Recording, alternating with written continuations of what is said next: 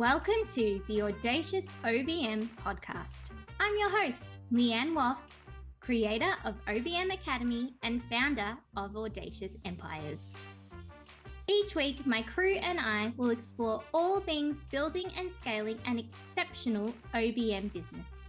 This podcast is here to share how you can charge premium prices, have clients lining up to work with you, and never have to work another weekend again. You can have a thriving OBM business, working with the clients you want, when you want, and charging the price you want. It's time to banish mediocre and become the standout, sought after OBM you know you can be. Hello. Welcome to another episode of the Audacious OBM. Today, we are talking holidays. How can I take a break without letting my clients down? Now, I know as an OBM, I get super invested in my clients and in their businesses and the way that they run. I become integral to the team, to them, and if I'm not there, it feels a little bit wobbly. So if I am this invested, how can I possibly step away for a period of time without it having a negative impact on my clients who mean so much to me, on their teams who I've built relationships with? In this episode, I'm going to give you 7 things that you can do to make taking a break a little bit easier. These are the things that I generally do and that I have found work. And I'm hoping that it will give you a starting point and the confidence you need to take some time out when you need it. The first of these things is define what break means for you. What do you mean, Leanne? A break is a break. Well, yes, but not all breaks are made equal. So I know because of my personality, even if I'm having a break, I don't stop. That doesn't mean I am available to clients. It doesn't mean that I'm working all the time, but it means if I want to learn something new, generally, I'm going to do this while I'm on a break because that's me and that's what I enjoy. And a long time I learned that if I try and take a break the way everybody else tells me to, I come back from that break and I don't feel refreshed. I get bored. And I want to be able to do what I want to do when I want to do it. So if that means I want to do a course, then I'm allowed to do that and I give myself that permission. If it means that I want to check in with a certain client just to see how they are, then I'm going to do that because that's what I want to do. It might be for you that you don't want to look at a computer screen for a week straight. That's great. Make that what it means for you. But what I want you to have is permission that breaks can look how you want so that you come back refreshed. And so for me, that sometimes means, I'm going to log into this tool and I'm going to play around because I can't stop thinking about it and I find it exciting. Like, that's fun for me. Even though it seems kind of worky, it's fun for me. And I want to be able to do that in between doing all of my other holiday things. Number 2, choose when. This is a crucial part of actually being able to relax when you are on a break. The timing is important. And so, although you can't always be planning in advance for months and months on end to when you're going to take a break, or you might not have full control over when you're going to take a break, you can be a little bit proactive and you can look at the clients that you have and what is going on for them. When you're considering when, I want you to think about when the critical times are for your clients. You work with them day in and day out. You know when things are crazy, when things that are really important are happening, and when things are just ticking along because you're ramping up to the next thing. Map that out. across your clients. Then you'll know what impact it will have if you're not there. And I like to be around when it's a critical time, when I know my client is going to need me specifically, when I know that a big launch is happening and there is a likelihood of things needing to be happening really quickly, or with somebody who knows this in and out, where the outcome is big for the client. I like to be around, usually too, because I've put in all the work to get it up to this point. So I'm going to be there when it launches. So map out those bits. Look for some quiet times. Those are the bits where you want to take a break. If there are no quiet bits, talk to your clients about it. I have had many conversations with my clients around what's happening in their world, and at some point I want to take X amount of time off, and when do they think would be a good time? Not saying that is when I'm going to do it, but having the conversation so I can get some more insight into what the plan is. Number 3, plan in advance. Give your clients as much notice as possible. Sometimes we plan when we're going to go away, but we don't actually tell our clients. Don't do that. Tell them as soon as you know, or as soon as you're thinking about it. Keep them in the loop, because what adds to their discomfort is you saying, oh, by the way, I'm not going to be here next week, or I'm not going to be here in 2 weeks. And it makes them feel wobbly, like you're there to keep them stable, and all of a sudden you're bang not there. It has a big impact. So if we can share with them our thoughts, and when we're planning on doing things, hey, in July, I'm planning on having a week off. That's what I'm thinking, because kids have holidays, or because I really want to go to Paris, whatever it might be. So that you're planting that seed early on. And the more notice that we have as humans, the easier it is for us to work through something. So if it is going to be a little bit wobbly, or it scares us, there's heaps of time for us to get okay and comfortable with the idea. And that's what we want. So we want to give clients as much notice as possible, and we want to keep them in the loop. Which brings me to number 4, which is manage the discomfort. When we're going to take a break, we know that things won't be happening as they normally do within your client's business, because you are not there. It adds a layer of unknown. And for the majority of humans, change or unknown is really uncomfortable. And so what we want to do is manage that before we get there. The more levels of certainty we can give clients, the lower that discomfort will be. We want them to know what it's going to look like. We want them to have everything they need for this to feel easy. And so I want you to think about what it is that your client might need during that period. You know them well enough to know, okay, these are the bits where they're going to wobble. I know if I'm not there to schedule 6 months worth of social posts that don't go out for another 3 months, it's not going to be an issue. But I also know that I'm not going to be there every second day to jump on a call and just let them know what they're doing for the day. Look for the bits where your presence or your lack of presence is going to be felt, and come up with a plan for those things. So you, being in the position that you are, you know the way they think, you know generally their temperament, the way they feel, what they stress about, what they don't. And so I want you to think about your clients specifically and what they might need to make this easier. Because if you can communicate that to them, it's also going to make it feel better for you, because you're not going to be worried either. I want you to put your holidays in their calendar. Have it black and white, easy to find. Hey, this is when Leanne is in here. I want you to share your plan.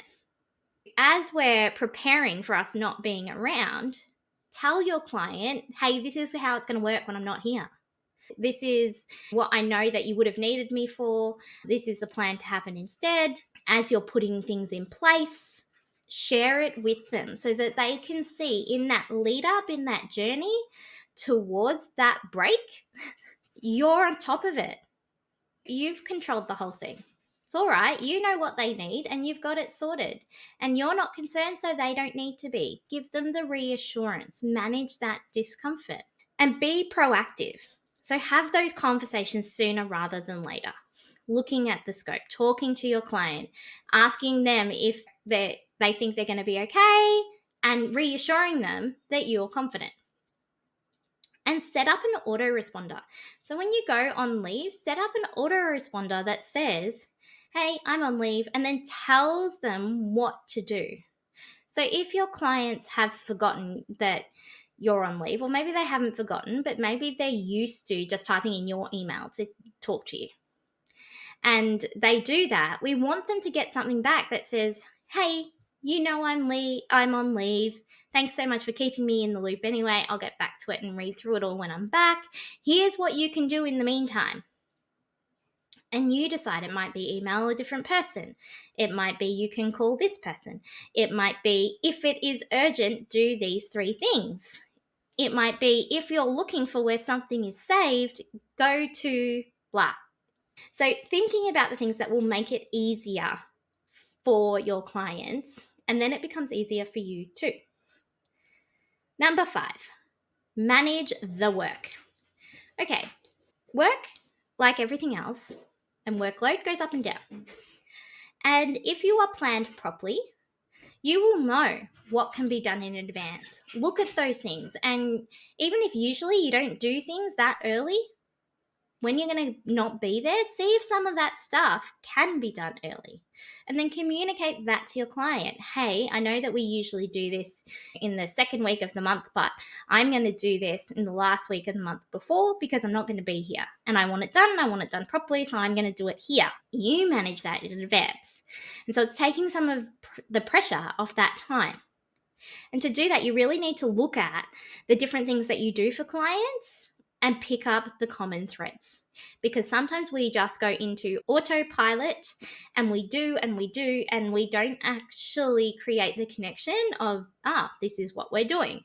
So sit and think about some of these things and think about the bits that can be moved to be earlier that aren't going to have a negative impact by doing that. Then I want you to think about what's going to be needed. You're not there. Some of this stuff we're going to move to earlier. What else might my client need in this period? And is it critical? They might need somebody who can send text messages to clients. Is that critical? Is that a critical thing if it's not done? Yes or no? Because some things, just because we do them, doesn't mean that they're 100% essential. They're beneficial, they increase experiences, they do all different things, but the whole ship won't fall over if those things don't happen. So we need to know what those things are. And then evaluate with the things that are critical, the things that do need to happen, how we're going to fill that gap. What questions might they have? I find it helpful if I'm not going to be around to have a space in their project management system that has, here's all the bits that you always ask me for. Here's the stuff, here's where I keep this. Here's the email address for this person. The things that I know my clients consistently will message me about and go, hey, you know that thing? Like, I have a mini handover little land where they can go and they can get what they need because I am not there. And then tell them it exists and tell them to use it. Number 6, help them find temporary support. So when we're not around, the likelihood is they might need another body. And it might not be for your entire role. It might be for a little bit. Someone who can stay on top of the inboxes, or somebody who can help manage the team so that they all know what they're doing. And it might be at a smaller capacity than to what you do it in. Let's say you spend an hour every day managing a team. You might get somebody in who just does a 30-minute check to make sure things are going along and that everyone knows what to do, and that's it. That's enough while you're not there. So I want you to think about, with those things that we know need to happen, who else can do them? And I want you to think about the people that you know and the people that you trust that you can bring in. and share that idea with your client. Hey, I have a really close colleague who is an OBM. They're fantastic at what they do. I trust them, and I think that we should bring them in to get them to do these bits while I'm not here.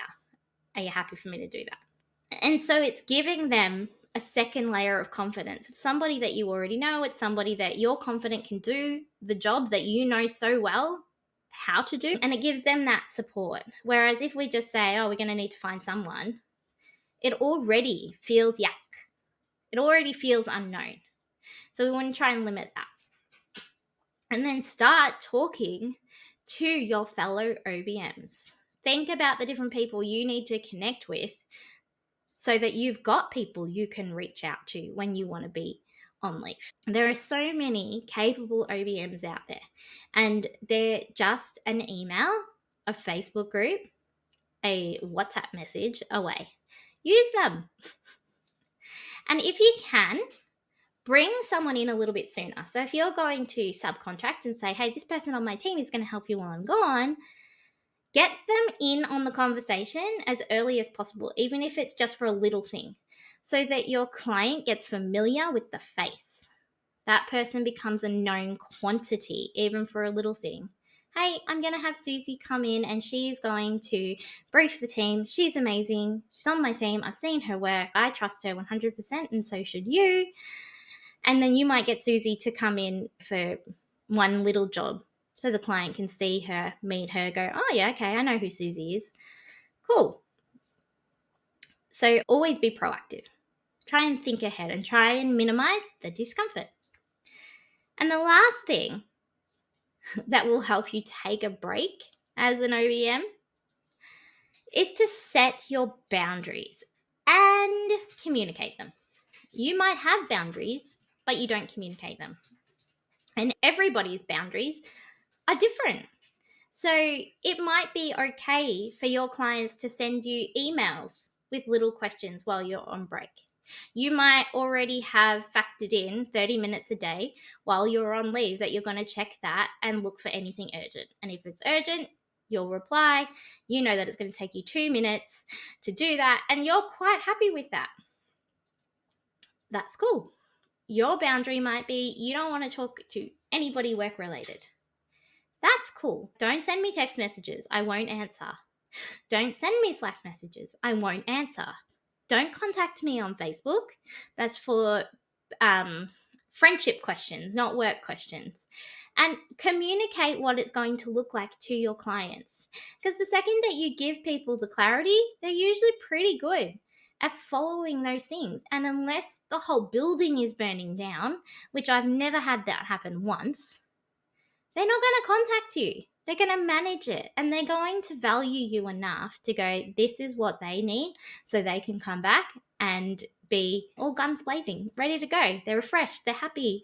That you've got to remember that this relationship goes two ways, and the likelihood is your clients want you to be at your best, and they want you to have a break when you want to have a break. Like, as much as you want to make their lives good and easy, they want that for you too. So remember that and let them know how they can help you do that. That's where your boundaries come in. So that's it for today. I hope that that helps you and gives you a little bit of a framework to work through, especially if you're living in the how do I do it and my clients are dependent on me, and what if I do that and then they all leave? They're not going to leave. You are very crucial and critical, but we want people who value us and value that we need time out too. Thanks so much for joining me today. If you found this episode useful, please jump on your favorite podcast app and leave me a 5-star review, because that is how these platforms tell other OBMs that there is quality advice here. And if you have any questions, don't forget, please send me a DM or an email. You'll find me at Leanne Waff on Instagram, Facebook, LinkedIn, or you can email helpme@audaciousempires.com. Have a great week.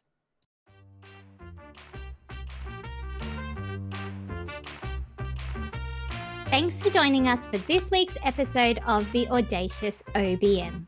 We hope this episode has helped you move forward in your journey to being a standout and sought after OBM. If you enjoyed the episode, take a second to rate and review. Each review helps us to help other OBMs just like you.